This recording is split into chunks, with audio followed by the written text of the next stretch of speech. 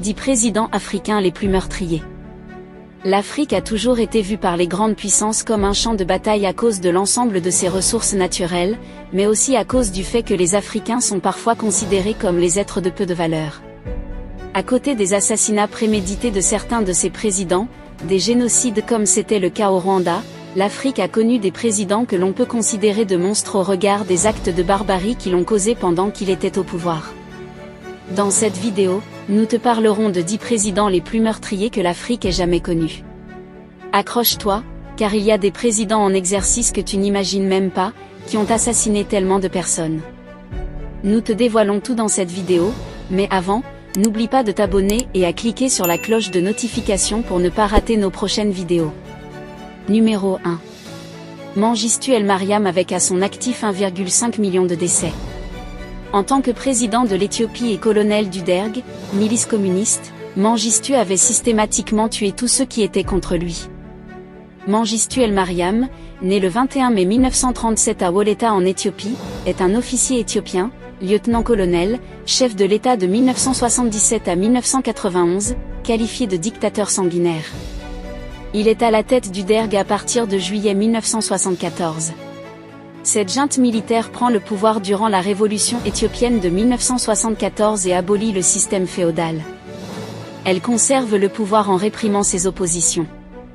Après l'instauration d'une démocratie populaire, Mengistu devient chef de l'État. Après la défaite de l'armée éthiopienne devant le Front démocratique révolutionnaire du peuple éthiopien en mai 1991, Mengistu se réfugie au Zimbabwe, sous la protection de Robert Mugabe. Il est condamné pour génocide, par contumace à la réclusion à perpétuité, puis, en appel il est mort le 26 mai 2008. Numéro 2. Yakubu Gowon était un dévastateur avec à son actif 1,1 million de décès.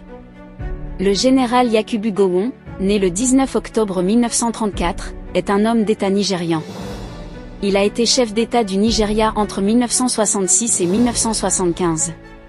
Il obtint le pouvoir par un coup d'État en 1966, mais fut destitué par celui de Murtala Mohamed 9 ans plus tard. Cette période fut marquée par la guerre du Biafra, qui tua plus de 100 000 soldats et plus d'1 million de civils. Numéro 3. Idi Amin a causé entre 250 000 à 300 000 décès. Le troisième président de l'Ouganda est responsable d'environ 250 000 décès qui ont été le résultat de son régime de terreur marqué par la torture, les exécutions extrajudiciaires, la corruption et la persécution ethnique. Il détenait le pouvoir de 1972 à 1979. Il a trouvé refuge en Libye, puis en Arabie Saoudite où il mourut en 2003. Numéro 4. Sani Abacha avec à son actif 100 000 à 200 000 décès. Sani Abacha, né le 20 septembre 1943 à Kano et mort le 8 juin 1998 à Abuja, est un général et homme d'État nigérian. Il a été à la tête de la dictature militaire de son pays de 1993 à 1998. En novembre 1993, Abacha se proclame chef de l'État, supprime toutes les institutions démocratiques et remplace de nombreux fonctionnaires civils par des chefs militaires.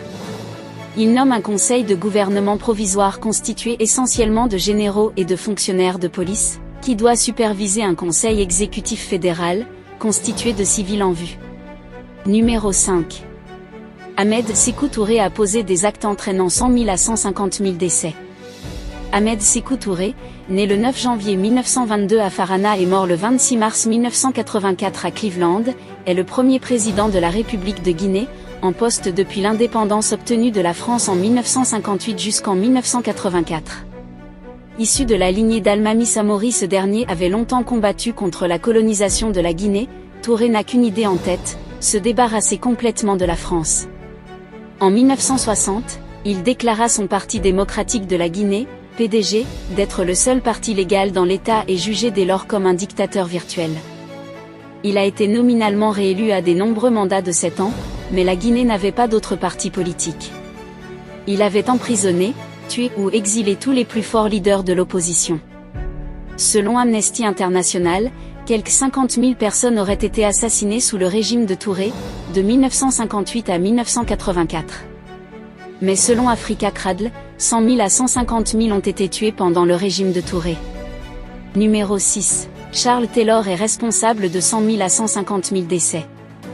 Taylor est né le 28 janvier 1948 d'un père américain et d'une mère américano-libérienne qui font partie de l'élite du pays.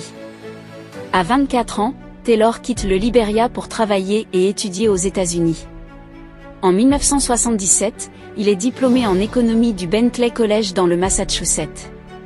Durant ses études, Taylor développe un intérêt pour la politique et décide de joindre l'Union of Liberian Association, ULA, dont il devient président national.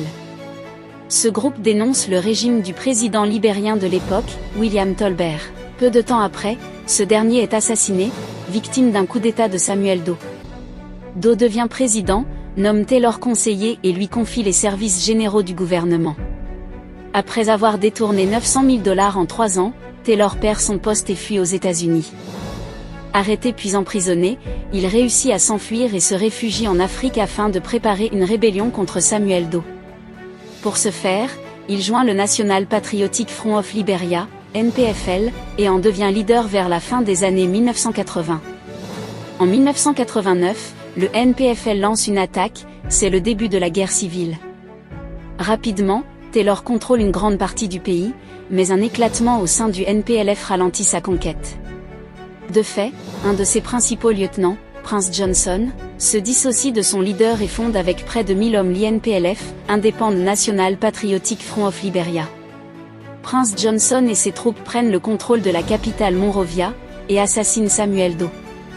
Les troupes de Taylor et Johnson s'affrontent et la guerre civile prend toute son ampleur pendant les 7 années qui suivent. En juillet 1997, des élections sont tenues et Taylor est élu avec 75% des voix. Le scrutin a été jugé juste par les observateurs internationaux, mais des doutes persistent quant à sa validité. Pendant son règne à la tête de l'État, Taylor continue de combattre tous ceux qui s'opposent à son pouvoir. La répression contre l'opposition fera 150 000 morts jusqu'en 1995. Numéro 7. Hissène Habré avec à son actif 80 000 à 100 000 décès. Hissène Habré, né le 13 août 1942 à Faya-Largeau, est un homme d'État tchadien, membre de l'ethnie Goran ou Toubou et du clan Anakaza. Il a été président de la République du Tchad, de 1982 à 1990 à la suite du coup d'État qui renverse Goukouni Weddey. L'homme fort du Tchad est accusé d'être responsable de la mort de plusieurs dizaines de milliers de personnes. Ceux-ci comprennent les massacres contre Adjuré et les Agawa. Condamné à mort par contumace pour crimes contre l'humanité par un tribunal de Djamena, il est actuellement réfugié au Sénégal et inculpé de crimes contre l'humanité, crimes de guerre et actes de torture. La Cour internationale de justice a décidé le 20 juillet 2012 que le Sénégal avait manqué à ses obligations internationales et a ordonné aux autorités sénégalaises soit de juger Habré, soit de l'extrader vers la Belgique. Le procès s'ouvre à Dakar, le 20 juillet 2015. Numéro 8. Massius Nguema est responsable de 50 000 à 70 000 décès. Francisco Macias Nguema, qui africanisa son nom en 1976 en Masi Nguema Biogo Ngendong, est un homme politique équato-guinéen, né à Nsegayon le 1er janvier 1924 à Rio Muni, est mort à Malabo le 29 septembre 1979. En 1972, il se proclame président à vie, Premier ministre, ministre de la Justice et des Finances. Les 11 ans de dictature de Macias Nguema sont souvent comparés à la présidence d'Idi Amin Dada en Ouganda, ou à celle de Bokassa en Centrafrique. La mémoire de cette période de violence et de souffrance pour la majorité du peuple équato-guinéen est encore vive aujourd'hui. Durant sa présidence, un tiers de la population meurt ou choisit l'exil, Cameroun, Gabon, Espagne et France. Le 3 août 1979, Teodoro Obiang Nguema Mbazogo, son neveu, avec l'aide d'un groupe de militaires prend le pouvoir. Macias fuit et s'enferme dans un bunker où il détruit les réserves de change du pays. La monnaie de l'époque était l'Equel Biquel, indexée sur la peseta espagnole. Le pays subira alors une crise monétaire grave. Arrêté, le dictateur est jugé par un tribunal militaire et reconnu coupable de génocide, 50 000 morts et 150 000 réfugiés. Numéro 9. Mobutu Sese Seko Kuku Bendu Wazeda Banga est à l'origine de la mort de 40 000 à 70 000 personnes. Mobutu Sese Seko Kuku Bendu Wazeda Banga, né Joseph Désiré Mobutu, né vers le 14 octobre 1930 à Lisala au Congo belge, décédé d'un cancer le 7 septembre 1997 à Rabat au Maroc, est un homme politique, militaire et dictateur qui préside la Deuxième République démocratique du Congo de 1965 à 1971, puis exerce un régime autocratique au cours duquel le pays est rebaptisé Zaïre de 1971 à 1997. En juillet 1960, il devient secrétaire d'État du gouvernement indépendant de Patrice Lumumba. Il profite du désaccord entre les différents hommes politiques et du fait d'être l'un des seuls lumumbistes à avoir une quelconque expérience militaire pour évoluer très rapidement dans la hiérarchie militaire. C'est ainsi en tant que chef d'état-major, et sous l'influence de l'ambassadeur de Belgique, qu'il fait arrêter et assigner à résidence Lumumba en 1960. Ce coup d'état comptera beaucoup dans les relations entre les Belges et Mobutu. Il met en place un gouvernement temporaire, le Collège des commissaires généraux. Mobutu accuse ensuite Lumumba devant les caméras de sympathie pro-communiste pour s'attirer le soutien des États-Unis. Lumumba tente de s'enfuir à Stanleyville, mais est rattrapé en chemin par les soldats. Mobutu le fait mettre en prison, où il est maltraité et torturé. Il est ensuite envoyé au Katanga de Moïse Tshombe, où il est assassiné le 17 janvier 1961. Le 2 juin 1966, la population a pu mesurer toute la détermination de Mobutu qui fit pendre sur la place publique 4 anciens ministres accusés à tort de complot, Alexandre Mamba, Jérôme Anani, Emmanuel Bamba ainsi que l'ancien Premier ministre Évariste Kimba. Ce jour-là, la population a cessé d'acclamer Mobutu, tout le monde a eu peur. Son deuxième coup d'État n'était passé que de 6 mois. En 1969, il fait écraser une révolte estudiantine.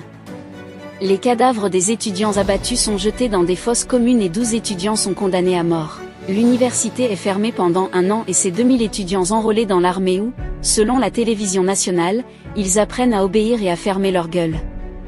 Il instaure un régime autoritaire à parti unique, le mouvement populaire de la Révolution, et en devient le maréchal président en 1982. Il mène une guerre sans merci et tue ses opposants. D'où son nouveau nom Mobutu XVI Seko Kuku Ben Duwazeda Banga, qui signifie « Mobutu le guerrier qui va de victoire en victoire sans que personne ne puisse l'arrêter ». Numéro 10. Paul Biya avec à son actif 20 000 à 30 000 décès. Paul Biya est né le 13 février 1933 à Womeka-o, Cameroun, sous le nom de Paul Barthélemy Biya Abimvondo. Il est le second président de la République du Cameroun et est en fonction depuis le 6 novembre 1982. Il a été associé à de nombreux enlèvements, de la corruption et de meurtres de personnes qui lui opposent. Si ça vous a plu, cliquez sur j'aime et partagez. Mais n'oubliez pas de vous abonner et de cliquer sur la cloche de notification pour ne pas rater mes prochaines vidéos.